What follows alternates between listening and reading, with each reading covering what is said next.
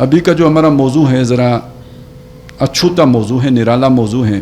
اچھوتا نرالا اس اعتبار سے کہ اس طرح کے مسائل امت کو اس سے پہلے پیش نہیں آئے، جو اس زمانے میں اس صدی کے فتنوں میں سے ایک فتنہ. اور وہ جس طرح کے ایک الزام آ جاتا ہے دیندار لوگوں کے، ساروں ہی کے اوپر آ جاتے ہیں کہ یہ مار دھاڑ کرنے والے لوگ ہیں، قتل و غارت گری ان کا شوق ہے، اور یہ دہشت گردی ان کا پیشہ ہے، اور یہ دوسروں کے ان معاملات میں بڑے آسانی سے ایجنٹ بن جاتے ہیں. اور خاص طور پر پچھلی صدی میں جو یہ تصور ابھرا ہے، اقامت دین کا تصور، اللہ کی حاکمیت قائم کرنے کا تصور، اللہ کی بادشاہت منوانے کا تصور، تو کچھ لوگ پھر کھڑے ہوئے جنہوں نے اس کے خلاف اپنا ایک کاؤنٹر نیریٹو پیش کیا. انہوں نے اس پوری تعبیر کو غلط تعبیر قرار دیا، یعنی یہ کہ اللہ کی بادشاہی کا کوئی تصور نہیں ہے، اور اللہ تعالیٰ نے زمین بنا کے انسانوں کے حوالے کر دی ہے. اب یہاں انسان دنیا کے معاملات میں آزاد ہیں، جس طرح چاہیں کریں، ان کی مرضی ہے، اپنی مرضی چلائیں، اجتماعی مرضی چلائیں، کسی ایک فرد کی مرضی پر چلیں. اس میں اللہ تعالیٰ کا کوئی جو ہے وہ گویا لینا دینا نہیں ہے. ہاں، اللہ کی پرستش کریں، اللہ کی جو ہے پوجا کریں، اللہ کے لیے کچھ خاص جو احکامات ہیں وہ بجا لائیں. باقی یہ سیاسی معاملات، معاشی معاملات، سماجی معاملات، ان سے مذہب کا، دین کا کوئی لینا دینا نہیں ہے. تو جو لوگ یہ تعبیر پیش کر رہے ہیں کہ دین مکمل نظام حیات ہے، دین جس طرح انسان ایک فرد کے اوپر اللہ کی مرضی کو لاگو دیکھنا چاہتا ہے، اسی طرح ایک ملک کے اوپر بھی اللہ کی مرضی لاگو دیکھنا چاہتا ہے. جس طرح اللہ کی مرضی آسمانوں پر پوری ہوتی ہے، ایسے ہی وہ چاہتا ہے کہ زمین کے اوپر بھی اللہ کی مرضی پوری ہو. تو وہ کہتے ہیں یہ تعبیر کی غلطی ہے، یہ غلط تعبیر ہے جو کی گئی. اور یہ آج کا مسئلہ نہیں ہے، یہ پچھلی صدی سے چلا آ رہا مسئلہ ہے کہ یہ دو ایک یعنی خیال کے لوگ پیدا ہو گئے. پھر موجودہ زمانے میں آ کے جب اس سوچ کے خلاف دنیا کے طاقتور حلقوں نے اعلان جنگ کر دیا، یعنی آپ اگر امریکہ کا اعلان جنگ اس کو سمجھیں تو وہ کیا ہے، وہ صاف صاف یہ کہتے ہیں کہ ہمارا اسلام سے کوئی جھگڑا نہیں ہے، ہمارا مسلمانوں سے کوئی جھگڑا نہیں ہے. البتہ اسلام کی جو لوگ سیاسی تعبیر کرتے ہیں ان کے ساتھ ہمارا جھگڑا ہے. سمجھ آئیے اس بات کی؟ سیاسی تعبیر کیا ہے؟ یہی تعبیر ہے کہ اللہ کی زمین ہے، اللہ کا حکم نافذ ہونا چاہیے، یہ سیاسی تعبیر بن جائے گی نا. تو جو لوگ اس کی سیاسی تعبیر کرتے ہیں، پھر زیادہ بش نے اور بھی کھول کے کہہ دیا، جو لوگ پورے عالم اسلام میں خلافت قائم کرنا چاہتے ہیں وہ ہمارے دشمن ہیں. تو یوں سمجھ لیجئے کہ وہ لوگ کہ جو پہلے ہی سے اس تعبیر کے مخالف تھے، ان کے گھروں میں تو گھی کے چراغ جلنے لگے. انہیں تو یہ موقع غنیمت نظر آیا، لہٰذا انہوں نے پھر اس کے چونکہ امریکہ نے ظلم کیے، امریکہ نے زیادتیاں کی، اور ان کے ساتھ مل کر جو ان کے اتحادی تھے، غیر امریکی، غیر نیٹو، جو مسلمانوں میں سے ان کے اتحادی بنے، انہوں نے بھی ظلم کرنے میں کوئی کمی نہیں چھوڑی. بدلے میں جو اس طرح کے لوگ تھے انہوں نے بھی پھر ہتھیار اٹھا لیے، اور ایک یعنی معاملہ ہو گیا دو بدو. اب جس کا منہ بڑا تھا اس نے دوسرے کو دہشت گرد کہہ دیا. دیکھیے، آپ اگر دہشت گردی کو دیکھیں، دہشت زدہ کرنا دہشت گردی ہے. تو ویسے آپ زیادہ کس سے ڈرتے ہیں؟ سچی بات کہتے ہوئے آپ کو کس سے ڈر لگتا ہے؟ مولوی سے ڈر لگتا ہے یا وردی والے سے ڈر لگتا ہے؟ تو زیادہ بڑا دہشت گرد کون ہے پھر؟ جس نے آپ کو دہشت زدہ کر کے رکھا ہوا ہے نا. لیکن چونکہ اس کا منہ بڑا ہے، زبان لمبی ہے، تو اس نے دہشت گرد دوسرے کو بنا دیا. Simple is that. بات سمجھ میں آئی میری؟ اچھا، اب جب بنا دیا تو چونکہ زبان تیری، اخبار تیرا، میڈیا تیرا، سب تیرا، جو تو چاہے مرضی کر، ٹھیک ہے نا. اور رانجھے کو ہیر بنا، ہیر کو رانجھا بنا، مجنو کو لیلا بنا، لیلا کو مجنو بنا، یہ تیرے اختیار میں آ گیا اس میڈیا کے توسط سے، تو کر دے، ہو گیا.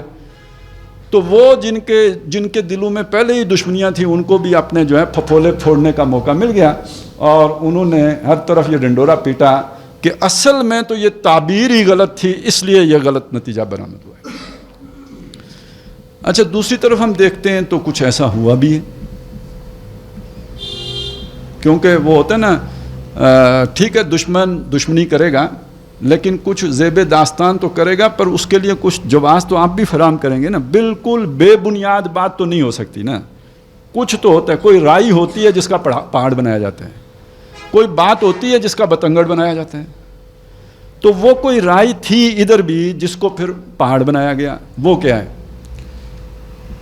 پچھلے کچھ عرصے میں آپ نے دیکھا ہوگا کہ مخلص کارکن ان جماعتوں کا جو بطور جماعت جن کے اندر کوئی دہشت گردی کا معاملہ نہیں ہے، کوئی اس طرح کا ایکٹیویزم نہیں ہے کہ وہ ہتھیار اٹھا لیں، جماعت اسلامی ہے، جمعیت علماء اسلام ہے، یا اس طرح کی جتنی بھی جماعتیں ہیں جو سیاسی جد و جہد پر یقین رکھتی ہیں، آپ اگر ان کے ہم بھی دیکھیں گے تو ان کے بعض جوشیلے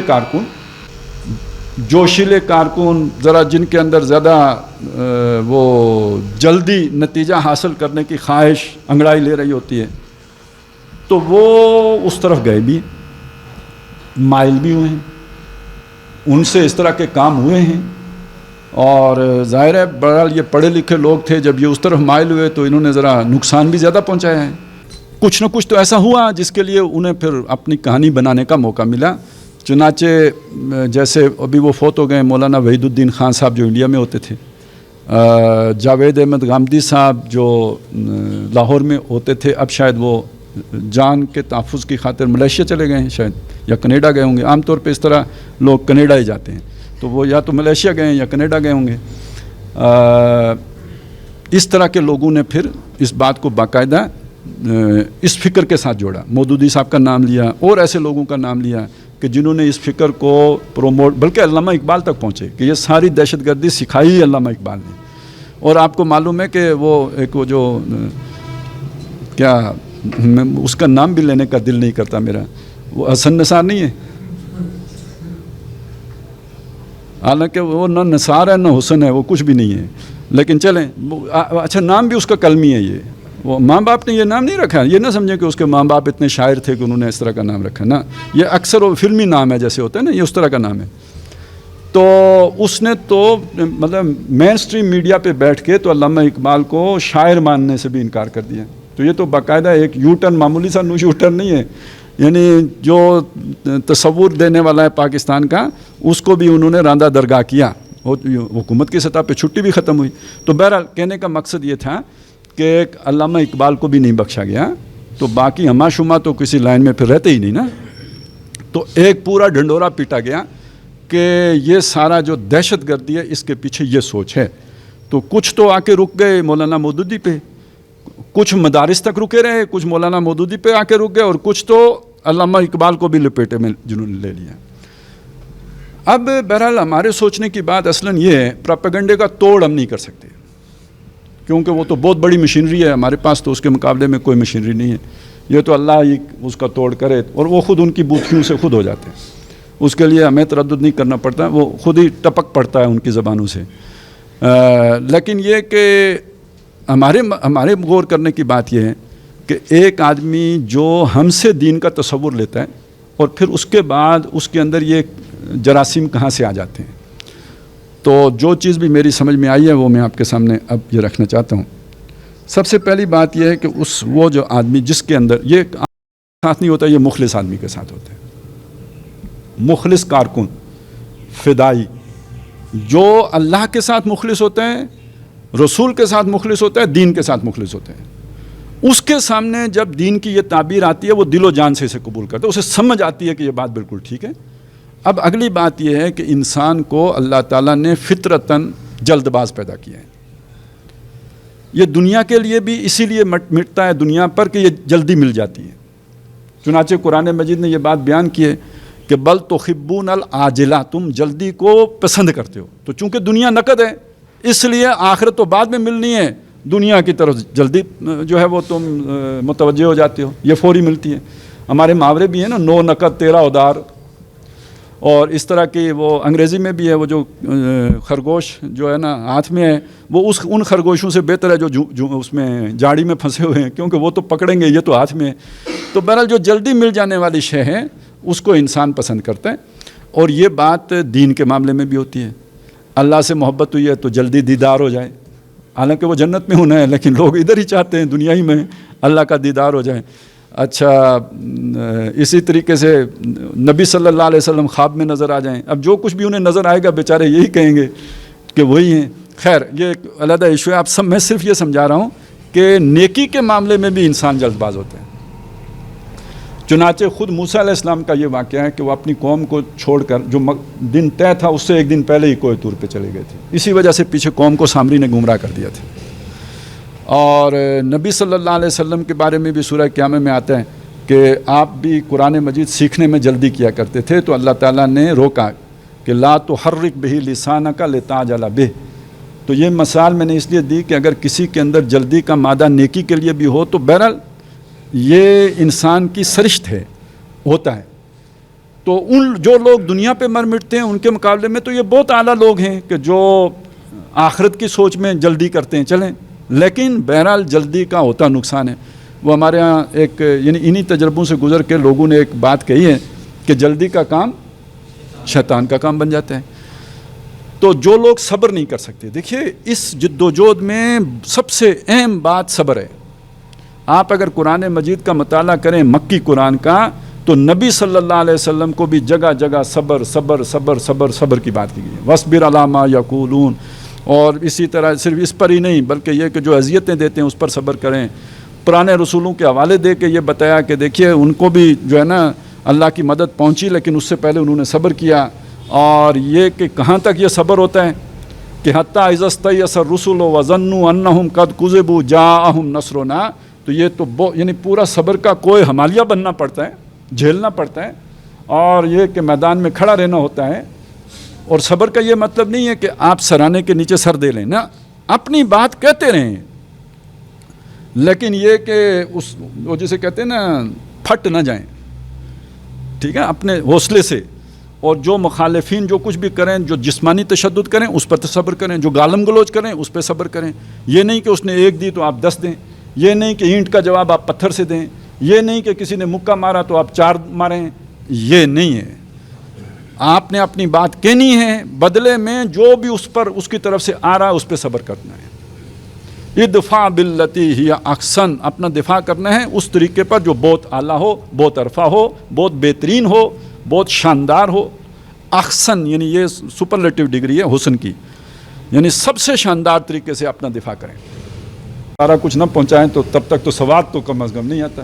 تو ہمارا تو شاندار یہ ہے, لیکن یہ کہ اخلاقی اعتبار سے یہ شاندار نہیں ہے. اخلاقی اعتبار سے شاندار یہ ہے کہ گالی دینے والے کو دعا دو, پتھر مارنے والے کو پھول پیش کرو, یہ احسن ہوگا. پھر تو انبیاء کو اور انبیاء کے ماننے والوں کو اسی چیز کی تلقین کی گئی ہے. اچھا, یہ صبر صرف مخالفت پر ہی نہیں ہے, یہ صبر لالچ پر بھی ہے. اگر وہ آپ کے کوئی دام فریب ڈالتے ہیں نا, بادشاہی لے لو, یہ کر لو, وہ کر لو, اس پر بھی صبر کرنا ہے. اچھا, یہ کہتے ہیں کہ جناب یہ فلانے کو اپنے پاس سے اٹھا دو نا, یہ گھٹیا لوگ ہیں, ہم آپ سے میٹنگ کرنے آ رہے ہیں, تو اس وقت آپ کے پاس یہ نہیں ہونے چاہیے, تو اس پر بھی صبر کرنا ہے. اچھا, اس پر بھی صبر کرنا ہے کہ جو ساتھی آپ کو مل گئے ہیں انہی پر قناعت کرنی ہے, اس سے آگے نہیں دیکھنا ہے. وَاصْبِرْ نَفْسَكَ مَعَ الَّذِينَ يَدْعُونَ رَبَّهُمْ بِالْغَدَاةِ وَالْعَشِيِّ يُرِيدُونَ وَجْهَهُ وَلَا تَعْدُ عَيْنَاكَ عَنْهُمْ, اس سے آگے نہیں دیکھنا ہے. تو یعنی یہ چیزیں باقاعدہ اللہ تعالیٰ نے اپنے نبیوں کے ذریعے سے ان کے ماننے والوں تک بار بار, اسے کہتے ہیں ہیمر کرنا. کیل ہوتی ہے نا جب آپ اسے ٹھوکتے ہیں اس میں لکڑی میں, تو ایک وار سے تو نہیں جاتی, مار مار مار کے اندر جاتی. اسی طرح بعض باتیں دماغ میں ایک دم نہیں جاتی, وہ ہیمر کی جاتی ہے. تو یہ قرآن مجید نے صحابہ کرام میں یہ بات ہیمر کی. اب آپ سوچئے کہ پہلی بات تو یہ ہوئی کہ ہم نے اپنے ساتھیوں میں یہ جو صبر محض کا معاملہ ہے دعوت کے ساتھ, یہ ہیمر نہیں کیا.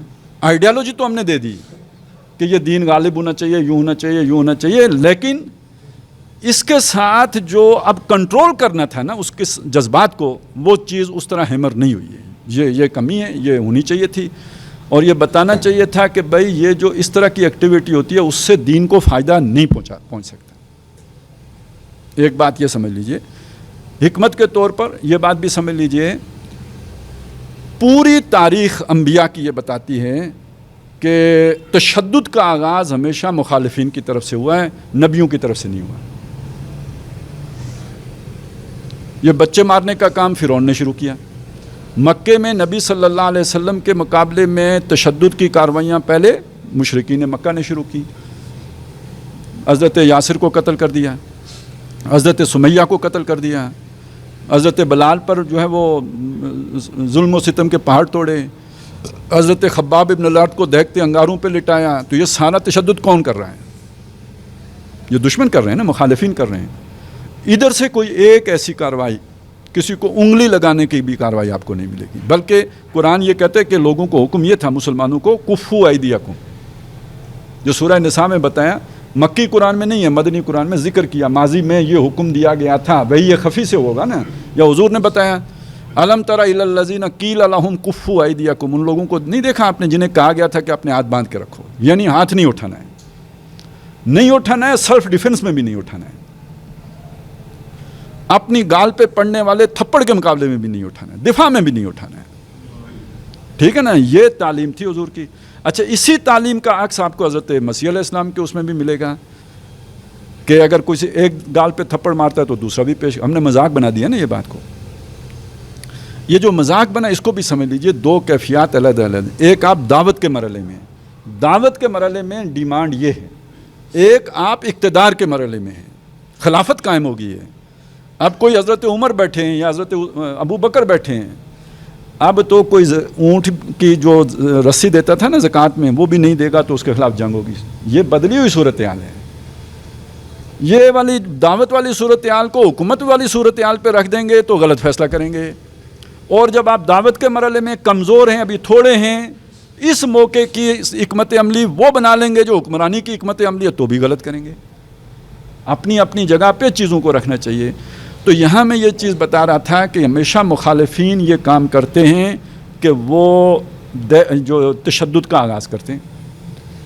اچھا, اس بات کو آپ سمجھ لیجئے کہ وہ تشدد کا آغاز ایک سوچی سمجھی حکمت عملی کے تحت کرتے ہیں. ان کا پہلا ٹارگٹ یہ ہوتا ہے کہ ایک آدمی کو نشان عبرت بنا دو تاکہ باقی ڈر جائیں اور پھر وہ اس دعوت کی طرف نہ آئیں.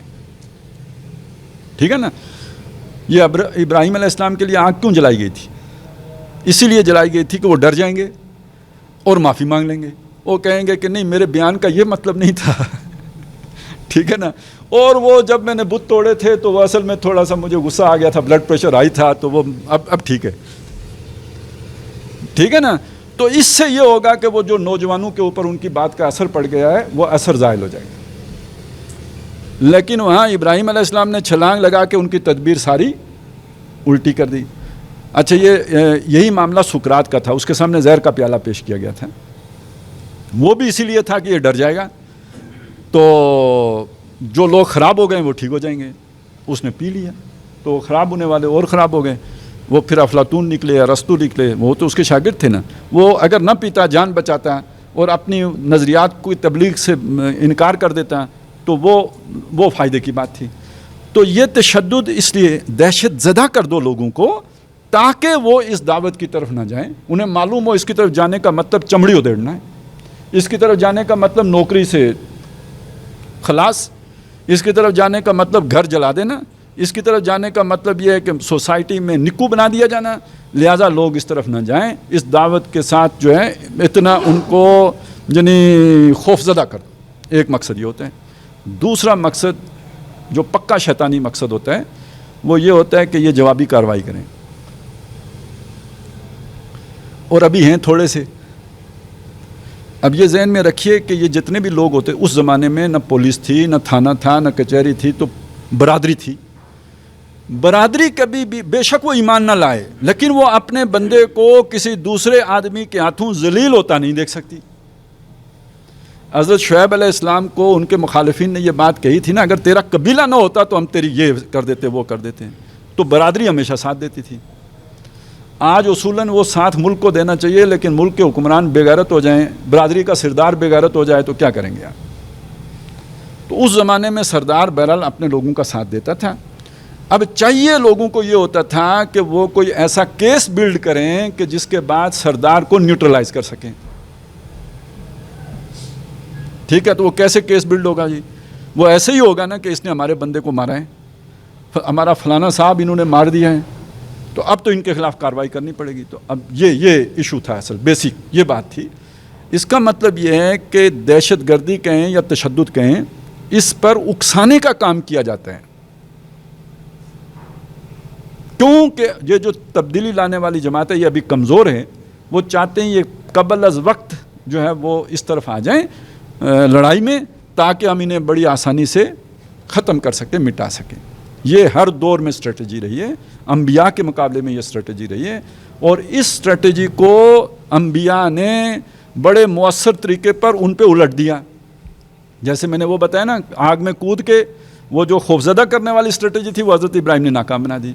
یہاں مارے کھا کے حضور نے ان کی اسٹریٹجی ان پہ الٹ دی۔ کیسے؟ لوگوں کے سامنے یہ ہے کہ یہ مظلوم ہے، ان کو ماری پڑ رہی ہے، یہ جوابی کارروائی نہیں کر رہے، تو وہ لوگوں کے سامنے ایک التباس پیدا کرنا چاہتے تھے کہ یہ لوگ دہشت گرد ہیں، دیکھیں نا جنہوں نے ہمارا فلانا بندہ مار دیا، اور حضور نے حکم دے دیا ہاتھ باندھ کے رکھنے ہیں۔ لوگوں کے سامنے جو تصویر گئی وہ یہ کہ یہ قریش ظالم ہیں، اور یہ جو نئے مذہب والے ہیں یہ مظلوم لوگ ہیں۔ اور یہ جو بھی عوام ہوتی ہے نا، وہ اتنی سوچ سمجھ نہیں رکھتی۔ وہ ہمارے ہاں ایک محاورہ مشہور ہے، العوام کالانام، عوام جو ہوتی ہے وہ چوپایوں کی مانند ہو، جدھر ہانک کے لے جاؤ۔ وہ اینکر جو بیانیہ بنائیں گے نا، جو ڈگ ڈگی بجائیں گے، عوام ادھر چل پڑے گی۔ لیکن عوام کو اللہ تعالیٰ نے دل بڑا صاف شفاف دل دیا ہوتا ہے، معصوم سا دل دیا، جیسے عوانوں کا دل بھی معصوم ہوتا ہے تو عوام کا دل بھی معصوم ہوتا ہے۔ ان کے دلوں میں مظلوم کی ہمدردی خود بخود پیدا، جسے وہ سمجھتے ہیں نا مظلوم ہے، اس کے ساتھ ان کی ہمدردی خود۔ وہ تبلیغ سے بات نہیں سمجھتے، اتنی سمجھ نہیں ہوتی ہے، کیونکہ تبلیغ کا مطلب ہے سمجھانا۔ سمجھنے کے لیے سمجھ چاہیے، تو ہر بندے میں اتنی سمجھ نہیں ہوتی، لیکن وہ دل رکھتے ہیں۔ آپ جب مارے کھاتے ہیں تو ان کے دل آپ کے ساتھ ہو جاتے ہیں۔ سمجھ آئی بات کی؟ تو مار کا کام شروع انہوں نے اس لیے کیا تھا کہ یہ بدلے میں پرتشدد ہوں گے تو ہمیں جواز مل جائے گا ان کو ختم کرنے کا۔ نبی صلی اللہ علیہ وسلم نے ہاتھ باندھنے کا حکم دے کے ان کی تدبیر کو ان کے اوپر الٹ دیا۔ عوام ہم نوا ہوتی چلی گئی، دل ہی دل میں، اعلان نہیں کرتی عوام۔ اس زمانے میں الیکشن ہوتے نہیں تھے کہ ووٹ دیتی۔ وہ پھر موقع بدر میں آیا تو ٹھیک ہے وہ 1000 کا لشکر تھا، لیکن ان میں سے سمجھ لیجئے عظیم اکثریت وہ تھی جو دل سے یہ سمجھتی تھی کہ جن کے مقابل ہم سفارا ہیں یہ مظلوم لوگ ہیں، یہ سچے لوگ ہیں، یہ کھرے لوگ ہیں، لہٰذا وہ اس ہمت سے، اس جوش سے، جذبے سے لڑ سکتے ہی نہیں تھے۔ جو لڑے وہ مارے گئے، 70 جو ان کے مارے گئے، یہ ان کے دل سے لڑے، لہٰذا وہ کہیں ہو گئے۔ باقی جو تھے انہوں نے یوں سمجھے کہ بس ٹھیک ہے، حکم حاکم مرگ مفاجات، اب یہ پکڑ کے لے آیا ابو جہل تو مطلب آنا تو پڑے گا، گنتی پوری۔ باقی یہ کہ ان کے اندر کوئی لگن تھی نہیں۔ کیوں؟ انہوں نے، وہ جانتے تھے کہ یہ مظلوم لوگ ہیں۔ ہمارے اس دور میں آ کے چونکہ ایسی لیڈرشپ، جہاندیدہ لیڈرشپ درمیان میں موجود نہیں تھی، اور جو جوشیلے لوگ ریئیکشن میں آ گئے تھے، اس ظلم جو تھا ظلم، لیکن جان لیجئے یہ ظلم کیا جاتا ہے، ہمیشہ اہل حق پر یہ ظلم ہوتا ہے۔ اس ظلم کا توڑ جوابی ظلم نہیں ہے، اس ظلم کا توڑ صبر ہے۔ یہ چیز ہم نے آل اوور دا ورلڈ مس کی ہے۔ یہ مصر میں مس ہوئی ہے، یہ شام میں مس ہوئی ہے، یہ پاکستان میں مس ہوئی ہے، یہ افغانستان میں مس ہوئی ہے، ہر جگہ مس ہوئی ہے۔ اس مس ہونے کی وجہ سے پھر یہ ہوا کہ وہ پھر لمبی زبان والوں کو موقع مل گیا آپ کو دہشت گرد بنانے کا، اور اس کے نتیجے میں جو پرانے جن کو شیطان، جن کو یہ تعبیر اچھی نہیں لگتی تھی، انہیں موقع مل گیا یہ سارا مدعا آپ کے اوپر ڈالنے کا کہ یہ ساری دنیا میں دہشت گردی کا سبب یہ تعبیر ہے دین کی، لہذا صوفی تعبیر کرو، اور اس کے لیے جو ہے گنجائش نکالو۔ یہ ساری صورت بنی۔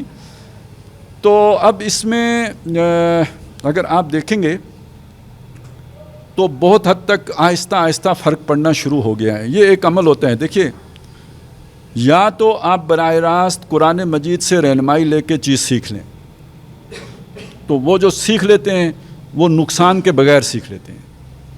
اگر آپ براہ راست وہاں سے نہیں سیکھتے، سیکھنا آپ کو پھر بھی پڑتا ہے لیکن نقصان اٹھا کے سیکھتے ہیں۔ یہ مخلص آدمی کی بات کر رہا ہوں، یا کسی نہ کسی درجے میں سمجھدار آدمی کی بات کر رہا ہوں۔ باقی جو بالکل ہی احمق ہوتا ہے نا، وہ نقصان اٹھا کے بھی نہیں سیکھتا، ٹھیک ہے نا، وہ نقصان اٹھا کے بھی نہیں سیکھتا۔ لیکن ایک جو کسی بھی درجے میں معقول آدمی ہوتا ہے، جب وہ غلطی کرتا ہے تو اپنی غلطی سے سیکھ لیتا ہے۔ اس آدمی کو بھی عقل مند لوگوں میں شامل کیا جاتا ہے، اس کو بیوقوف لوگوں میں شامل نہیں کیا جاتا ہے۔ زیادہ جیسے آپ جینیس تو وہ بندہ ہوگا جو نقصان اٹھائے بغیر سیکھ لے, اسے اندازہ ہو کہ یہ کام کرنے کا یہ نتیجہ نکلے گا. تو نہیں تو ٹھیک ہے, آپ نقصان اٹھا کے سیکھ لیتے ہیں. وہ آتے نا فمن یمشی مکبا علی وجہہ اہدی ام من یمشی سویا علی صراط مستقیم. ایک وہ شخص ہے جو زمین پر پیٹ کے بل گھسٹ کے چل رہا ہے, اور ایک وہ شخص ہے کہ جو سیدھا کھڑا اپنے پاؤں پر مارچ کرتا ہوا یہ دونوں, ان میں زیادہ سیدھا کون ہے؟ تو اصل میں یہ مار کھا کے سیکھنے کا عمل گویا پیٹ کے بل گھسٹ کے چلنے کا عمل ہے. تجربہ کیا, غلطی ہوئی, پھر ٹھیک کیا. لیکن میں کہتا ہوں یہ بھی عقل مندی ہے کہ آپ نے ایک دفعہ غلطی کی اور سیکھ لیا, لیکن حماقت یہ ہے کہ غلطی کے اوپر غلطی, غلطی کے اوپر غلطی کرتے چلے جانا. اچھا, ایک چیز تو یہ ہو گئی تھی کہ بھائی باقاعدہ ابھارا گیا, کھینچا گیا, لایا گیا اس چیز کی طرف, اور لوگ آ گئے. دوسری چیز کیا ہوئی ہے, ان جماعتوں میں جو مخلص جوشیلا ایکٹیوسٹ کارکن آتا ہے, جب وہ اس اسٹریٹجی کو دیکھتا ہے جس پر یہ جماعتیں چل رہے ہیں, خاص طور پہ الیکشن کی اسٹریٹجی, تو تھوڑے ہی عرصے میں وہ مایوس ہو جاتا ہے, اسے راستہ بند ملتا ہے, وہ سمجھ جاتا ہے کہ اس راستے سے تو تبدیلی آ نہیں سکتی. اس کے اندر ایک بے چینی, بے قراری پیدا ہونا شروع ہو جاتی ہے. تو جب اس کو ایک دم جذبہ عمل کے لیے کوئی میدان ملتا ہے نا, تو وہ بے خطر اس کی طرف چل پڑتا ہے. اگر یہاں پہ کوئی قابل عمل یا روبہ عمل آنے والی یا اس کی سمجھ کے مطابق کوئی نتیجہ خیز حکمت عملی اسے نظر آ رہی ہوتی, تو وہ کسی دوسری چیز کی طرف اس کا ذہن نہ جاتا. اصل میں اس سوچ اگر آپ دیکھیں گہرائی میں, تو یہاں اسے ایک مایوسی نظر آ رہی ہے. جتنی بھی ہماری دعوتی کام ہیں اس کے اندر اسے مایوسی نظر آ رہی ہے. وہ تبلیغ کی صورت میں ہو, وہ سیاسی جد و جہد کی صورت میں ہو, اسے نظر آتا ہے کہ اس راستے سے تو منزل حاصل نہیں ہو رہی. 70 سال ہو گئے, 80 سال ہو گئے, کہیں وہ دیکھتا ہے 100 سال ہو گئے, تو وہ اسے کوئی اثر پڑتا نظر نہیں آتا. نظام جوں کا توں چل رہا ہے, کوئی آگے کامیابی کی طرف بات بڑھتی نہیں نظر آ رہی, اور نہ ہی ہو سکتی ہے. وہ اس نتیجے پہ بھی پہنچ چکا ہوتا ہے. اب اسے جب ایک نئی دعوت کہیں نظر آتی ہے تو وہ اس کی طرف چلا جاتا ہے. تو میں نے ایک بات کیا بتائی تھی, ہم نے وہ جو صبر کی اہمیت ہے اس کو ایمفیسائز نہیں کیا. دوسری بات کیا بتائی تھی کہ ظلم ہوا, اس کے نتیجے میں ایک ری ایکشن, اور ری ایکشن بھی بہرحال اس طرح کے نتائج تک لے کے جاتے ہیں. چونکہ اس کی تعلیم نہیں تھی, باقاعدہ سمجھایا ہوا نہیں تھا, تو وہ ری ایکشن بھی وہ چیز اس نے پیدا کی تھی. تیسری چیز یہ آ گئی کہ ہماری جو حکمت عملی ہے خود وہ بھی مایوسی پیدا کرنے کا باعث بن جاتی ہے. اور اس میں اب ایک اور چیز کا اضافہ کر لیجئے, یہ خود اپنی جگہ بہت اہم فیکٹر ہے, لیکن ہے بہرحال اہمیت کا عامل. اس لیے میں آپ کو ڈرتے ڈرتے آپ کے سامنے عرض کر رہا ہوں کہ اللہ کی راہ میں مرنا آسان ہے, اللہ کی راہ میں جینا مشکل ہے. میں کھولوں اس بات کو. دیکھیں, جو بندہ اللہ سے مخلص ہے نا, اس کے لیے مرنا کوئی مسئلہ نہیں ہے, بالکل کوئی مسئلہ نہیں. لیکن جینا بہرحال بہت بڑا مسئلہ ہے. جینے میں پہلی بات تو یہ اللہ سے دوری ہے. مر کے تو اللہ کے قریب چلا جائے گا نا. جب تک جی رہا ہے اللہ سے دور ہے, جب مر جائے گا تو اللہ کے قریب ہے. آئی میری بات کی سمجھ؟ پہلی بات تو یہ ہو گئی. دوسری بات سوچیں کہ جینے میں کیا ہے. جیئیں گے آپ کہاں پہ؟ اپنے گھر میں رہیں گے, یعنی آپ کے بیوی بچے ہیں, یعنی آپ کے ماں باپ ہیں, یعنی آپ کی برادری ہے. اگر آپ اللہ سے مخلص ہیں تو ہر وقت کی جنگ ہے یا نہیں ہے؟ ہر وقت کی جنگ. چونکہ ہمارا معاشرہ بگڑا ہوا معاشرہ ہے, یہاں کے سارے رسم و رواج جو ہے وہ بگاڑ پر استوار ہیں. یہاں شادی ہوگی تو غلط طریقے سے ہوگی, یہاں پہ فوتیدگی کی وہ چیزیں ہوں گی تو غلط طریقے پہ ہوں گی. یہاں بس ہر لحظہ دل جلانے کی باتیں ہوں گی. اچھا, اوپر سے یہی نہیں ہوگا, آپ کا بھائی ہے, اس کے بچے جو ہے نا وہ گاڑی پہ اسکول جا رہے ہوں گے, آپ کو کھوتی بھی میسر نہیں ہوگی, تو گھر والوں کے تانے بھی ہوں گے. مطلب یہ تو روز صبح کے وقت جو ہے ایک جو ہے نا وہ آگ کا دریا ہوگا جس سے گزر کے آپ کو جانا ہوگا. یعنی یہ تو آئے دن کی بات ہوگی. اور ویسے تو ساس بہو کے بڑا آپس میں جو ہے نا وہ انڈیا پاکستان بہر ہوتا ہے, لیکن اس معاملے میں جب آپ دین کی طرف چلے ہیں تو امریکہ پاکستان والا اتحاد ہوتا ہے. ہوتا ہے کہ نہیں ہوتا ہے؟ ایک ہی بولی دونوں بول رہی ہوتی ہیں، امی جی بھی اور بیگم صاحبہ بھی، کہ یار بچوں کا بھی خیال کرنا چاہیے، کچھ کام بھی کرنا چاہیے، آخر اللہ نے مطلب یہی تو نہیں تو وہی تو نہیں تو یہ یوں تو نہیں تو یہ کون روز جناب یہ سارا کچھ سنے اور جھیلے اور برداشت؟ اس سے کتنا آسان ہے کہ ون فائن مارننگ آپ بستر اٹھائیں یا نہ اٹھائیں اور آپ سرحد پار کر جائیں۔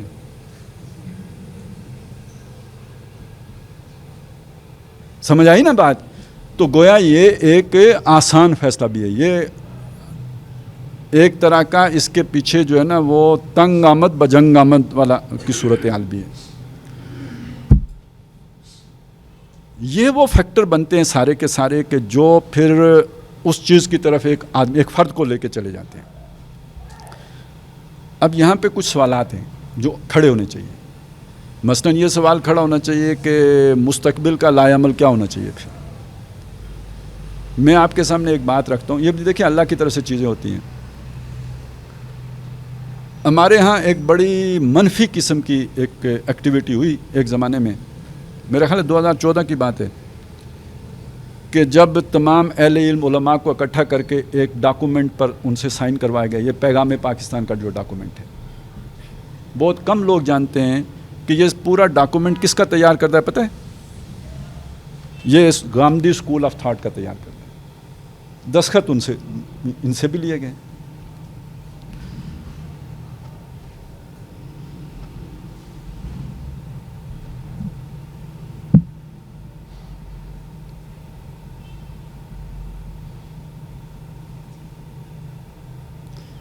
اصل میں اسی پر پھر میں نے تبصرہ کیا تھا کہ جی ہماری تو اب چھٹی ہو گئی، فارغ، اب ہم دعا کریں گے، آج لڑیں۔ اب ہم نے تو ہمیں کیوں کہتے ہو بھائی یہ ہو گیا تو وہ ہو گیا، اب جاؤ خود لڑو، ہم دعا کریں گے، ٹھیک ہے؟ تو یہی آپ کا جو ہے آپ کا ڈاکومنٹ ہے نا جو آپ نے بنوا کے دیا ہے۔ تو ایک چیز تو یہ ہو گئی، چلیں ٹھیک ہے۔ دوسری چیز جو ہوئی ہے وہ یہ کہ اصل میں اس کے پیچھے بھی دباؤ حکومتی کا تھا، لیکن اس کا جو اختتام ہوا ہے اللہ کی طرف سے تقدیر سے، وہ اللہ تعالیٰ کی اپنی ایک وہ تکوینی معاملات ہوتے ہیں، وہ بہت شاندار ہوا ہے۔ یہ 2010 کی بات ہے، یعنی اس بات سے 4 سال پہلے یہ کام ہو چکا تھا۔ تمام علماء جمع ہوئے تھے دارالعلوم جامعہ اشرفیہ لاہور میں، جب ڈاکٹر صاحب کا انتقال ہوا یہ اسی دن کی بات ہے۔ اسی وجہ سے وہ سارے چونکہ لاہور ہی میں تھے تو وہ سارے ان کے جنازے میں بھی شریک ہو گئے تھے۔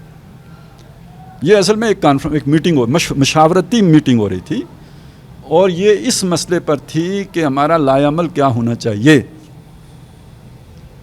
اور وہاں پہ متفقہ طور پر جو لائے عمل کم از کم اعلامیہ کے طور پہ بتایا گیا وہ یہ تھا کہ ہم ایک عوامی تحریک چلائیں اور حکومت کو مجبور کریں کہ یہ فلانے منکرات کو ختم، ایک ایک کر کے منکرات کے خلاف ہم تحریک چلاتے جائیں، اور یہ ہمارا لائے عمل ہونا چاہیے۔ یعنی الیکشن کی بات نہیں کی گئی تھی اس میں، سمجھ آئی؟ نہیں آئی؟ یعنی آپ کے پاس جو یعنی حکمت عملی ہے دین کو غالب کرنے کی، وہ الیکشن نہیں ہے۔ الیکشن اگر ہے بھی تو دعوت کی حکمت عملی ہو سکتی ہے، وہ چینج کی حکمت عملی نہیں ہے، ٹھیک ہے نا؟ چینج کیسے لے کے آپ آئیں گے؟ وہ آپ عوامی تحریک کے ذریعے سے لے کے آئیں گے۔ یہ 2010 کا ہوا فیصلہ ہے علماء کا، لیکن اس کو کتنا پبلک کیا گیا، کتنا پبلش کیا گیا، کتنا پھیلایا گیا، اس کا ابلاغ کتنا کیا گیا، کتنا اپنے لوگوں کو بتایا، کچھ نہیں۔ وہ اعلامیہ جاری ہوا، اور جاری ہونے کے بعد بس ایک دفعہ جاری ہو کے ختم ہو گیا۔ لیکن اس میں آپ کو رہنمائی تو مل گئی نا، کہ آپ لوگوں کو یہ بات سمجھا سکتے ہیں کہ اگر آپ چاہتے ہیں کہ پاکستان میں تبدیلی آئے تو تبدیلی کا صحیح راستہ یہ ہے۔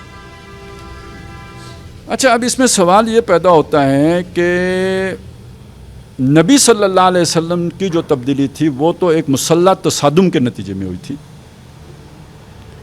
یہ یہاں پہ اس میں یہ چینج کیوں لے کے آئے کہ عوامی تحریک ہوگی؟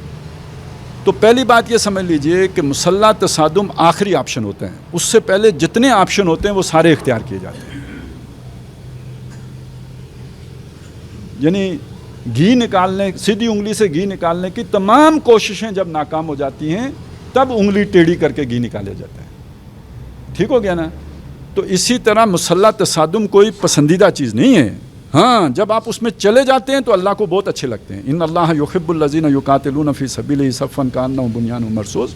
لیکن جاتے آپ تمام آپشن اختیار کرنے کے بعد ایک دم نہیں جاتے. چنانچہ صحابہ بھی جب لڑنے جاتے تھے تو پہلے جو آپشن رکھتے تھے وہ امن کے آپشن تھے. آپ مسلمان ہو جاؤ ہمارے بھائیوں. اچھا یہ نہیں تو چلیں نظام ہمارا ہوگا, آپ اپنے مذہب پر قائم رہو, ہم آپ کے مذہب کو چھیڑیں گے نہیں, آپ اس کو پروٹیکشن دیں گے, آپ کی عبادات کو پروٹیکشن دیں گے, عبادت خانوں کو پروٹیکشن دیں گے. لیکن یہ کہ اوپر لا آف دا لینڈ جو ہے قانون نظام وہ اسلام کا ہوگا. یہ دو باتیں قبول, اگر یہ بھی نہیں تو پھر جنگ ہے. تو اس کا مطلب یہ ہے کہ جنگ لاسٹ آپشن ہے. ہمارے اس موجودہ دور میں تبلیغ اور قتال کے درمیان ایک اور آپشن پیدا ہوا ہے جو پہلے نہیں تھا. اس آپشن کا نام ہے عوامی تحریک. اور یہ نہیں کہ عوامی تحریک میں جانے نہیں جاتی. یہ اب میں آپ کو یہاں پہ ایک بات سمجھا دوں, وہ اگلے ہمارے اس میں بھی زیادہ تفصیل سے آ جائے گی جو لیکچر ہمارا مغرب کے بعد ہے, کہ عوامی تحریک میں پھر وہی بات ہے, جان جاتی ہے ہاتھ بندھے ہوئے. جنگ میں جان جاتی ہے لڑتے ہوئے, اور مارتے ہوئے مر جانا میں پھر کہوں گا آسان ہے. کیونکہ آپ میدان میں ہوتے ہیں دوسرے کو مارنے کے لیے, بیچ میں آپ بھی اڑ گئے, ٹھیک ہے, خود تو اپنی جان ہتھیلی پہ لیے ہوئے ہوتے ہیں, لیکن بہرحال آپ کے ذہن میں اگریشن ہوتی ہے.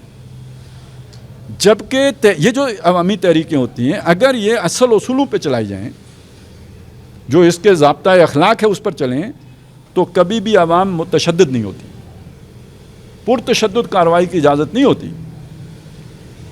ایون اگر پولیس تشدد کرتی ہے, لا انفورسمنٹ ایجنسیز کی طرف سے تشدد ہوتا ہے, یہ تب بھی پرامن رہتے ہیں. تو جانے تو جاتی ہیں. ایران میں انقلاب آیا تھا, عوامی تحریک سے آیا تھا, 70,000 انسان مرے تھے, پھر آیا تھا. تو جانے, یہ نہیں کہ جانے نہیں جائیں گے. اچھا یہ نہیں کہ پکڑ کے جیلوں میں نہیں ٹھونسا جائے گا. 1977 میں تحریک چلی, آپ کو پتہ ہوگا, مجھے یاد ہے, آپ کو بھی یاد ہوگی. تو اس میں لوگ گرفتار, اتنے لوگ گرفتار ہو گئے کہ جیلوں میں جگہ نہیں رہی. سمجھ گئے آپ بات کو؟ تو یہ عوامی تحریک پرامن کا یہ مطلب نہیں ہے کہ کسی کی نقصیر نہیں پھوٹے گی. پرامن عوامی تحریک کا یہ مطلب نہیں ہے کہ کوئی مرے گا نہیں. پرامن عوامی تحریک کا یہ مطلب نہیں ہے کہ کسی کو جیل میں نہیں یہ سب کچھ ہوگا. اور لیکن یہ کہ لوگ پھر بھی پرامن ہوں گے, وہ کسی کو نہیں مار رہے, پتھر نہیں مار رہے, آگ نہیں لگا رہے ہوں گے, وہ کوئی جو ہے نا کوئی چھینا چھپٹی نہیں کر رہے ہوں گے, دکانیں نہیں لوٹ رہے ہوں گے, وہ پرامن رہیں گے, ماریں کھا رہے ہوں گے. اس سے وہ عوام کے اندر ان کے لیے ایک ہمدردی کا جذبہ پیدا ہوتا ہے. اس سے پھر وہ عوام وہ کے اندر اس تحریک کی اور جو ہے وہ جگہ بنتی ہے, وہ آگے بڑھتی چلی جاتی ہے, پھیلتی چلی جاتی ہے. اور ایک وقت آتا ہے کہ حکمران یا جو بھی طاقت کے ادارے ہیں وہ ٹھس ہو جاتے ہیں اس عوامی تحریک کے آگے. اور یہ کوئی 1 مہینے 10 دن 15 دن مہینے کی بات نہیں ہوتی, یہ سال پر محیط 2 سال پر محیط عمل ہو سکتا ہے, 10 سال پر محیط عمل ہو سکتا ہے جب آپ اس مرحلے میں جاتے ہیں. تو بات یہ تھی کہ چونکہ یہ بہرحال یک طرفہ ایک معاملہ ہے مرنے کا, لہٰذا یہ ایک نیا آپشن بیچ میں آیا, یہ نئے دور میں آیا, یہ پہلے نہیں تھا. حضور کے دور میں یہ آپشن موجود نہیں تھا, ہمارے اس دور میں آ کے یہ آپشن آ گیا ہے. اور اب تو آپ کے اگر یہ سارے علماء بیٹھ کر اس آپشن کا ذکر کر رہے ہیں تو یہ گویا ایک اجتہاد ہو گیا. سمجھ آئی میری بات کی؟ اس دور کے لیے ایک نئی بات. اچھا اس اجتہاد کی ضرورت اس لیے بھی تھی, یہ اگلی بات کہہ رہا ہوں, آج کے دور میں کسی بھی پرائیویٹ جماعت کے لیے, غیر سرکاری جماعت کے لیے, کسی گروہ کے لیے, کسی جتھے کے لیے, کسی لشکر کے لیے یہ ممکن نہیں رہا کہ وہ ریاست سے ٹکر لے سکے, مسلح ٹکر. کیونکہ ریاست یعنی اس دور میں اگر آپ دیکھیں نا, ادھر بھی تلواریں ادھر بھی, تعداد میں فرق ہو سکتا ہے, ادھر 8 ہیں ادھر 1000 ہیں, یہ فرق ہو سکتا ہے. لیکن یہ کہ یہ تو نہیں ہے نا کہ ادھر تو تلواریں اور ادھر آتشی اسلحہ ہے, یہ فرق تو نہیں ہے نا. آج کے دور میں آ کے یہ فرق پیدا ہو گیا ہے کہ اسٹینڈنگ آرمیز ہیں اور ان کے پاس ایسا اسلحہ ہے کہ جس کا نام و نشان بھی عوام کے پاس نہیں ہے, ہو بھی نہیں سکتا کبھی. ابھی آپ دیکھیں ہمارے تو یہ شہری علاقے ہیں, یہاں پہ کوئی کیا آمنے سامنے کھڑا ہوگا. جو یعنی فاٹا جیسے مشکل علاقے تھے وہاں بھی ایئر فورس استعمال ہو گئی. اب پرائیویٹ سیکٹر میں F-16 کون خریدے گا؟ ہیلی کاپٹر کس کے، مطلب توپ کس کے پاس ہوگی؟ کدھر سے لے کے آئیں گے؟ کون دے گا آپ کو؟ لے آئیں گے تو رکھیں گے کہاں؟ سمجھ آئیے؟ تو یہ ممکن ہی نہیں رہا کہ آپ کے پاس وہ وسائل آئیں کہ بظاہر اعمال بھی یہ نظر آئے کہ آپ اوور کم کر سکیں، شکست دے سکتے ہیں، دے ہی نہیں سکتے۔ ویپنز ہی ادھر ایسے ہیں، اب تو وہ ڈرون ہے اور کیا کچھ ہے، ٹیکنالوجی کہاں پہنچ گئی ہے آپ سوچ بھی نہیں سکتے، کوئی چیز اب مخفی ہے ہی نہیں، سب معلوم ہے، یہ موبائل صاحب سب بتا رہے ہیں۔ اب کوئی CID والے کو یہاں بیٹھنے کی ضرورت نہیں ہے، تقریر ویسے ہی جا رہی ہے، سمجھ گئے نا؟ اب دور ایسا آ گئے ہیں۔ اس کے ساتھ ساتھ یہ بات بھی سمجھ لیجئے کہ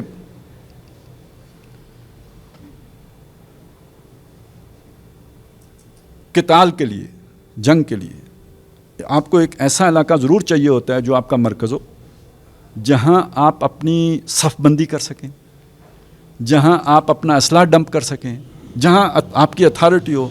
بے شک مرکزی حکومت نے اسے نہ تسلیم کیا ہو، اچھا یہ علاقہ ایسا نہیں ہے کہ ایک آپ نے 10 مرلے کی مسجد کے اوپر قبضہ کر لیا اور ادھر آپ نے بندوقیں رکھ لی اور آپ نے سمجھ لیا ہمارا یہ علاقہ ہو گیا، نہیں، وہ ایک اتنی بڑی ٹیریٹری ہو کہ جہاں سے مقابلہ کیا جا سکے کسی باقاعدہ طاقت کا۔ آج ایسی کوئی ٹیریٹری آپ کو ہولڈ کرنے کا موقع ہی نہیں، جسے اسٹیٹ ود ان اسٹیٹ کا جو تصور ہے وہ تو قائم کرنے کا موقع ہی نہیں ہے۔ زیادہ سے زیادہ جو ایکٹیویٹی ہو سکتی ہے وہ ایکٹیویٹی ہے چھاپہ مار ایکٹیویٹی۔ آپ وہ جو صف بندی کر کے جنگ کرنے والا معاملہ ہے، وہ یحبون الذین یقاتلون فی سبیلہ صفا کان، یہ تو ممکن ہی نہیں ہے، تو یہ تو کہیں بھی نہیں ہو رہا۔ اچھا یہ جو چھاپہ مار کارروائی ہے یہ کدھر سے آئی ہے؟ دنیا میں اس کو انٹروڈیوس کروایا ہے کمیونسٹوں نے، رشینز نے، اور ہم نے پھر ادھر سے یعنی وہ لے اور سنت سے ایک دو واقعے پکڑ کے کھینچ کے زبردستی جو ہے نا، جیسے جوتا فٹ نہ آ رہا ہو پھر بھی پاؤں جو ہے نا گھسیڑ کے پورا کر لیا جائے، اس طرح وہ فٹ کر دیے۔ وہ ابو جندل اور ابو بصیر والے واقعات دیکھیے، اس کو بھی ذرا سمجھ لیجئے وہ کیا واقعات ہیں۔ یہ ایک صحابی ہیں ابو جندل رضی اللہ تعالیٰ عنہ، جب صلح حدیبیہ ہوئی نا، یہ فیصلہ ہو گیا کہ مکے سے اگر کوئی ہجرت کر کے مدینے آئے گا تو اسے واپس کیا جائے گا، جو ہی اس کا دستخط ہوئے اسی موقع پہ وہ زنجیریں توڑ کے وہاں پہ پہنچے۔ انہیں پتہ لگا کہ مسلمان اتنے نزدیک آئے ہوئے ہیں تو وہ کوئی ایکسٹرا ایفرٹ کر کے زنجیریں توڑ کے تو وہاں آ گئے۔ ابھی معاہدہ ہوا تھا، وہ واپس مکے والوں کے حوالے کر دیے گئے۔ اب جب وہ مکے گئے ہیں تو پھر جب انہوں نے نیکسٹ اٹیمپٹ انہوں نے کی اور وہاں سے وہ بھاگے ہیں تو وہ مدینے نہیں آئے۔ انہیں پتہ تھا مدینے جانے کا مطلب ہے واپسی، تو مدینے نہیں گئے، وہ جا کے کسی جنگل میں بیٹھ گئے۔ اب انہوں نے جینا تھا تو اب انہوں نے یہ کام کیا کہ جو بھی وہاں سے گزرتا تھا نا قریش کا لشکر، اسے لوٹ لیتے تھے، 1 2 3۔ اچھا یہ اس کام میں لگے ہوئے تھے کہ ایک اور صحابی وہاں سے بھاگے، ابو بصیر، وہ پہنچ گئے حضور کے پاس، یہاں ان کے پیچھے وہ آ گئے ان کو لینے والے، حضور نے ان کے واپس حوالے کر دیا۔ وہ لے کے جا رہے تھے، انہوں نے وہ 3 تھے، 2 کو قتل کیا اور وہ بھی بھاگ کے ابو جندل کے پاس، پہلے 1 تھا اب 2 11 ہو گئے۔ انہوں نے خوب کاروائیاں ڈالی، یہاں تک کہ قریش نے خود ہاتھ باندھ کر وہ جو شک تھی انہوں نے کہا جی ہم توبہ کرتے ہیں، ان کو آپ سنبھالیں، ٹھیک ہے۔ ان کو نبی صلی اللہ علیہ وسلم نے اپنے نظم میں لے لیا اور اب وہ کاروائیاں ختم ہو گئی، یعنی ان کی جان بچ گئی۔ یہ ایک درمیان کا دور ہے، آپ اسے کیا کہیں گے؟ اسے سنت کہیں گے؟ نہیں، یہ کوئی شرعی حکم ہے، صاف معلوم ہوتا ہے کہ ایک اضطراری کیفیت ہے، ایک آدمی کی جان پہ بنی ہوئی ہے، وہ اپنی جان کی دفاع میں جو بھی کوئی کارروائی، وہ اللہ تعالیٰ نے ایک تکوین کی سطح پر اس کو اس کے حق میں ایسا موڑ دیا کہ جس کے نتیجے میں وہ ان کی زندگی بھی بچ گئی اور وہ شک بھی ختم ہو گئی جو ظالمانہ شک تھی۔ یہ تو اللہ کی اسکیم کا معاملہ ہو گیا، لیکن جو تشریعی سطح پر جو اس فرد کا کام ہے وہ تو ایک اضطرار کا کام ہے، اس کے لیے کوئی نہ اجتہاد کی گنجائش ہے، نہ اس کے لیے کوئی جو ہے نا وہ صحیح لایا، وہ تو ایک جان بچانے کے عمل سے دو چار ہے۔ اس پر آپ ایک پوری اسٹریٹجی کیسے بلڈ کر سکتے ہیں بھائی؟ ایک منہج اور منہاج کیسے اخذ کر سکتے ہیں اس سے؟ وہ تو آپ کو رسول اللہ سے کرنا ہے، مین سٹریم اہل سنت سے کرنا ہے نا، وہ والجماعت جو اہل سنت والجماعت تو یہ نہیں ہے نا، یہ دو آدمی اس سے نکلے ہوئے بندے ہیں، جب تک کہ وہ واپس آ کے اس نظم میں شامل نہیں ہو گئے۔ آپ زیادہ سے زیادہ یہ کہہ سکتے ہیں کہ نبی صلی اللہ علیہ وسلم نے بھی مطلب دل میں کہا ٹھیک ہے اوکے، لیکن کوئی آپ کا زبانی اوکے نہیں ملے گا آپ کو۔ تو وہ دل کی بات تو دل کی بات ہے نا، وہ حضور کا معاملہ ہے، وہ اللہ کے نبی ہیں، وہ معاملہ ہے۔ ہمارے لیے تو شریعت کا معاملہ ہے، یعنی نبی صلی اللہ علیہ وسلم کے بعض معاملات بھی تکوینی بھی ہو سکتے ہیں، وہ یعنی تکوینی ہونے کا مطلب ہے وہ خضر والے، مثلا یہ بھی تو معاملہ ہے نا، آپ نے 11 شادیاں کی، 10 تو ایک وقت میں بیویاں موجود تھیں نا، یہ مسلمانوں کے لیے یہ شریعت تو نہیں ہے، یہ خاص ہے حضور کے لیے، خاصہ نبوت ہے، اور بھی بہت ساری چیزیں اس طرح۔ تو اس سے آپ جو روزہ رکھتے تھے اس طرح کا جس میں رات کو بھی نہیں افطار کرتے تھے، تو یہ کچھ خواص ہیں۔ اسی طرح کا معاملہ یہ بھی ہے کہ اگر انہوں نے چھوٹ بھی دی ہوئی تھی، اس پر مواخذہ نہیں بھی کیا، تو یہ ایک خاص معاملہ ہے، لیکن یہ کوئی سنت نہیں ہے کہ اس پر پوری آپ ایک حکمت عملی وضع کر لیں۔ بہرحال یہ وہ چیزیں ہیں جو سیکھنے کی بھی ہیں، سمجھنے کی بھی ہیں، اور سب سے جو اہم بات یہ ہے، یعنی 2 چیزیں جو سمجھنے کی، نمبر 1 صبر کی اہمیت، صبر کی اہمیت، اور نمبر 2 جو سیکھنے کی چیز ہے وہ یہ کہ ہماری آج کے دور میں حکمت عملی کیا ہونی چاہیے، کیونکہ یہ بھی فرسٹریشن کریٹ کرتی ہے۔ آپ کو کوئی جب وے آؤٹ نہیں ملتا، آپ کو کوئی راستہ ایسا پروڈکٹیو راستہ نظر نہیں آتا کہ جو نتیجہ خیز ہو سکے، تو پھر اس کے نتیجے میں یہ ہوتا ہے کہ ایسی فرسٹریشن پیدا ہوتی ہے کہ جہاں بھی کوئی امید بنتی ہے، دائیں ہو یا بائیں ہو، آپ اس طرف چلے جاتے ہیں۔ ایسے بہت سے لوگ ہیں کہ جو خاص طور پر داعش کے تجربے کے بعد یہ بات کھلا کر کہتے ہیں کہ یہ شیرہ لگانے کا کام یعنی امریکہ خود کرتا ہے، وہ ایک سچویشن کریٹ کرتا ہے، ایک طرف ظلم، دوسری طرف ایک ایسا جو جگہ جہاں پہ لوگ آرام سے آ سکیں، فیسیلیٹیشن ہوتی ہے، اور پھر بڑے آرام سے ان کو دیکھیں۔ اب یہی مسئلہ ہے، اگر یہ معاشرے کے اندر ہی اتنے لوگ مارے جائیں، سوسائٹی کے درمیان اتنے لوگ مارے جائیں، تو معاشرے میں ان کے لیے ہمدردی پیدا ہو جائے گی۔ پراپیگنڈا نہیں کیا جا سکتا کہ یہ دہشت گرد تھے یا فلانے، تو لوگ جانتے ہیں، میرا پڑوسی ہے، مجھے پتہ ہے یہ کیسے مارا گیا۔ اسی بندے کو لے جا کر کسی ریموٹ جگہ پہ مار دو، اور پھر جو بیان آپ مجھے دے دو گے میں مان لوں گا کہ ہاں یہی کیا ہوگا اس نے۔ سمجھ آئیے؟ تو یہ مطلب اب لوگ ایسی باتیں کر رہے ہیں کہ یہ باقاعدہ یہی حکمت عملی تھی کہ جس کے تحت لوگوں کو پوری دنیا سے کھینچ کے کسی ایک جگہ پہ جمع کرو۔ خلوص کا مسئلہ نہیں ہے، آدمی خلوص کے ساتھ بھی ٹھوکر کھا سکتا ہے۔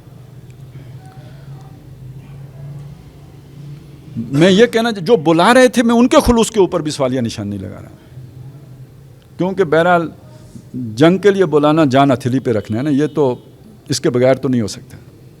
جو کمانڈر تھے میں ان کی بھی نہیں بات کر رہا، جب اسٹریٹجی کی بات کریں گے وہ کہیں اور بنتی ہے، پھر وہ حالات پیدا کیے جاتے ہیں۔ پتہ ہوتا ہے نا، اب میرا پتہ ہے یہ مولوی بندہ ہے، اس کو اگر ہم جو ہے نا گانا سنائیں گے تو یہ کچھ نہ کچھ تو آگے سے ریئیکٹ کرے گا، تو اسی طرح پتہ ہوتا ہے کہ ہم یوں کریں گے تو بدلے میں یوں ہوگا۔ تو اس چیز کو ذہن میں رکھیں تو لوگ سمجھتے ہیں کہ یہ باقاعدہ پوری دنیا میں، مصر میں ان کو دہشت گردی کی طرف کھینچا گیا، شام میں دہشت گردی کی طرف کھینچا گیا، فلسطین میں دہشت گردی کی طرف کھینچا گیا، اور ہمارے اس خطے میں کھینچا گیا، تاکہ ان کا آرام کے ساتھ ڈسپوز آف کیا جا سکے، مارا جا سکے، ختم کیا جا سکے، اور لوگ چوں نہ کریں، لوگ سمجھیں کہ چونکہ دہشت گرد تھے اس لیے مارے گئے، اور سوسائٹی کے اندر کوئی ریئیکشن بھی نہ ہو۔ تو اس کا توڑ یہی ہے کہ آپ معاشرے کے درمیان رہیں، لوگوں کے درمیان رہیں، اپنی ایک پہچان بنائیں، ایک شریف آدمی کی پہچان بنائیں، اور ایک مدبر انسان کی پہچان بنائیں، اور ایک سمجھدار انسان کی اور صبر کرنے والے انسان کی پہچان بنائیں، تاکہ جب کبھی آپ سے یہ آپ کے حوالے سے یہ حادثہ ہو تو لوگوں کو پتہ ہو کہ یہ جھوٹ ہے، یہ بندہ ایسا نہیں تھا، اس نے کبھی ایسی حرکت نہیں کی، یہ عام معاملات میں ایسا بندہ نہیں تھا۔ تو یہ چیز اب سیکھنے کی بھی ضرورت ہے، ہر مخلص بندے کو سکھانے کی بھی ضرورت ہے، نہیں تو ہمارا اسی طرح نقصان ہوتا رہے گا۔ اور یہ جانیں اگر ایک معاشرے کے اندر گئی ہوتی تو آج تک شاید انقلاب آ چکا ہوتا، دنیا بدل چکی ہوتی، لیکن یہ کہ نہیں، یہ سائڈ پہ سب ہو گیا۔ لیکن بہرحال اب آخری بات اس میں یہ سمجھ لیجئے کہ اللہ تعالیٰ کا جو معاملہ ہے نا غفوری رحیمی کا، اس کا ایک مظہر یہ بھی ہے کہ ٹھیک ہے آپ کی محنت دنیا میں نتیجہ خیز نہیں ہوگی، لیکن جس بندے نے خلوص اور اخلاص کے لیے سے اللہ کی خاطر جان دی ہوگی تو وہ اس کی جان قبول ہے۔ یہ نہیں مطلب کہ اس کا آخرت کا اجر ضائع ہو جاتا ہے، یہ بالکل نہیں۔ وہ تو اجتہادی خطا سے بھی ایک اکیرا ثواب اگر ملتا ہے تو نے جان دی ہو خلوص سے، بے شک وہ اس کی اسٹریٹجی غلط ہو، اللہ کے ہاں وہ مقبول ہے۔ البتہ دنیا میں نتیجہ خیز تب ہوگی کہ جب دنیا کی اسٹریٹجی بھی آپ کی صحیح ہوگی۔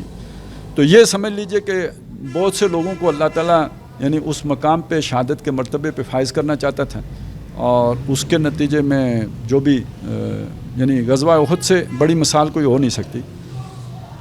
نبی صلی اللہ علیہ وسلم کی حکمت عملی تو یہی تھی کہ میسور ہو کے جنگ کریں، لوگوں کی خواہش پر آپ باہر نکلے، اور اس کے بعد جو ہو گیا، اچھا اس میں بھی ایک اور غلطی ہوئی۔